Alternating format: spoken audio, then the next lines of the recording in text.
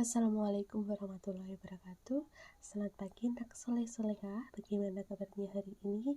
Semoga kalian dalam keadaan sehat walafiat. Amin amin ya robbal alamin. Baiklah, Ustadzah ini pagi hari ini akan menjelaskan tentang tema 1, subtema 3, pembelajaran 1 sampai 2.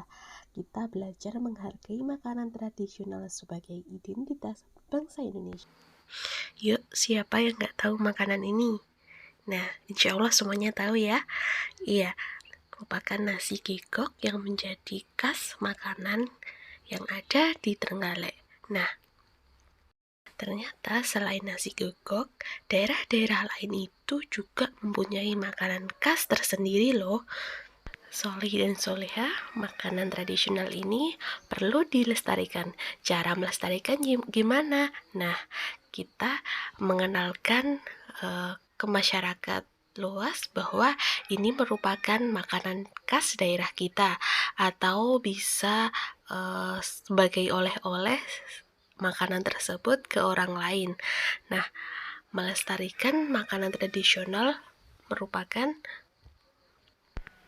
identitas bangsa kita sendiri. Kita harus bangga loh mempunyai khas makanan tradisional.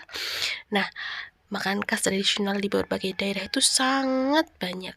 Nah, kita di sini mempelajarinya sebagian saja. Untuk lebih lengkapnya kalian bisa cari di YouTube dan yang Ustadzah share linknya makanan khas Indonesia ya. Ya.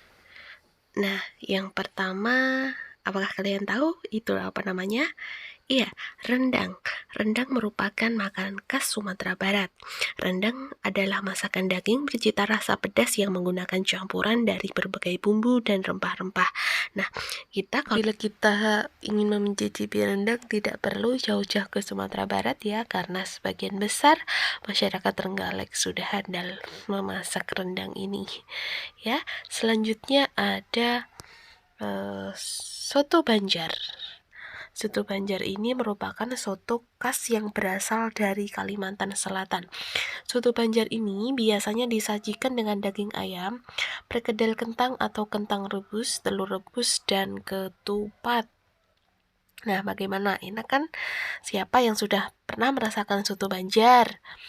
Selanjutnya ada gudeg.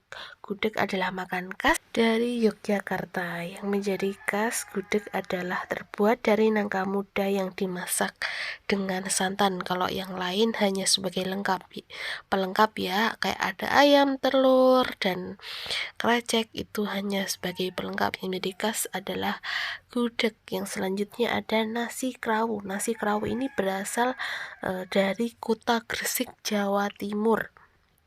Nasi krawu ini terbuat dari campuran nasi dan daging sapi. Sup konro adalah salah satu makanan khas dari Provinsi Sulawesi Selatan. Sup konro berbahan dasar iga sapi. Wah, pagi-pagi sudah bahas makanan jadi lapar ya anak-anak. Nah, ini merupakan materi kita hari ini. Kita harus menghargai makanan tradisional sebagai identitas bangsa kita. Selanjutnya kita akan belajar sifat pemantulan dan penyerapan bunyi ya. Simak penjelasan dari Ustadzah. Ini adalah suatu bentuk energi. Berbeda dengan bentuk energi lainnya, energi bunyi dapat didengar. Ada bunyi yang terdengar melengking atau tinggi, dan ada juga bunyi yang terdengar rendah. Ada bunyi yang terdengar kuat dan ada juga bunyi yang terdengar lemah. Semua itu dipengaruhi oleh frekuensi, amplitudo, dan resonansi. Nah, anak-anak, apa sih sifat-sifat bunyi itu? Sifat-sifat bunyi ada 3. 1. Bunyi dapat merambat. 2. Bunyi dapat dipantulkan. 3. Bunyi dapat diredam. Mari kita bahas satu persatu mengenai sifat-sifat bunyi. Sifat bunyi yang pertama adalah bunyi dapat merambat. Nah, bunyi dapat merambat melalui media atau perantara. Apa saja sih media dan perantara itu? yaitu 1. Benda padat, 2. Benda cair, dan 3. Benda gas. Akan Ibu paparkan bagaimana caranya bunyi dapat merambat melalui benda-benda tersebut. 1. Bunyi dapat merambat melalui benda padat, misalnya seperti kaleng, benang, besi, kayu, tanah, dan batu. Untuk membuktikannya, kalian coba lakukan percobaan seperti gambar yang ada di sebelah kiri.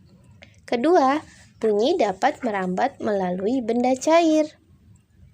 Getaran dari sumber bunyi akan menggetarkan molekul-molekul air dan ditangkap oleh telinga sehingga dapat menggetarkan gendang telinga dan bunyi dapat terdengar.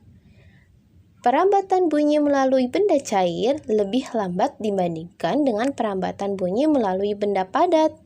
Nah, untuk membuktikannya, kalian lakukan percobaan sesuai gambar ya. Nah, yang ketiga, bunyi dapat merambat melalui benda gas atau udara. Contohnya, kita dapat mendengar suara kicauan burung, suara penjelasan guru di depan kelas, atau suara televisi karena adanya udara di sekitar media perantara. Bagaimana cara bunyi merambat melalui udara sehingga sampai ke telinga kita? Nah, caranya, getaran dari sumber bunyi menyebabkan molekul udara di sekitar sumber bunyi bergetar. Molekul udara yang bergetar akan ditangkap oleh telinga dan menggetarkan gendang telinga sehingga dapat terdengar. Sifat bunyi yang kedua adalah bunyi dapat dipantulkan. Bunyi dapat memantul jika mengenai benda padat dan keras seperti dinding, batu, kayu, besi, seng, dan kaca. Bunyi yang memantul disebut bunyi pantulan. Ada 2 macam bunyi pantulan, yaitu gema dan gaung. Apa itu gema? Gema adalah bunyi pantul yang terdengar lengkap atau terdengar jelas setelah bunyi asli. Contoh gema bisa kalian praktekkan ketika kalian berteriak di antara tebing atau lembah atau dinding. Kedua, gaung. Gaung adalah bunyi pantul yang terdengar hanya sebagian yang bersamaan dengan bunyi asli atau tidak terdengar jelas. Akibatnya apa? Akibatnya adalah bunyi tersebut kurang jelas terdengar. Nah, apa sih persamaan gema dan gaung? Gema dan gaung persamaannya merupakan bunyi yang dihasilkan dari pantulan. Sedangkan perbedaannya adalah pada gema bunyi yang dihasilkan jelas. Gaung bunyi yang dihasilkan tidak jelas atau tidak terdengar jelas. Sifat bunyi yang ketiga, bunyi dapat diredam atau bunyi dapat menyerap.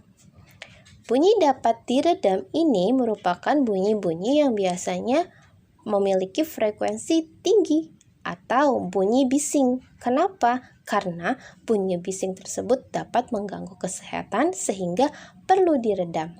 Bunyi dapat diredam oleh benda-benda yang bersifatnya lunak, seperti busa, kain, kapas, karpet, dan benda-benda lain yang lunak. Nah, kenapa benda-benda lunak tersebut dapat meredam bunyi? Karena benda-benda tersebut memiliki pori-pori kecil dan permukaan yang tidak rata. Bunyi bising tadi yang mengenai benda-benda lunak akan masuk ke dalam pori-pori kecil dan tidak dapat kembali lagi sehingga bunyi dapat diredam.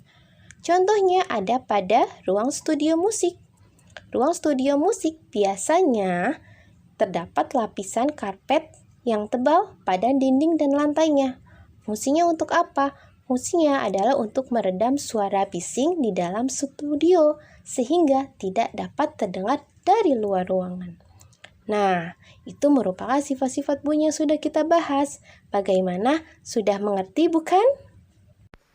Sekian, wassalamualaikum warahmatullahi wabarakatuh.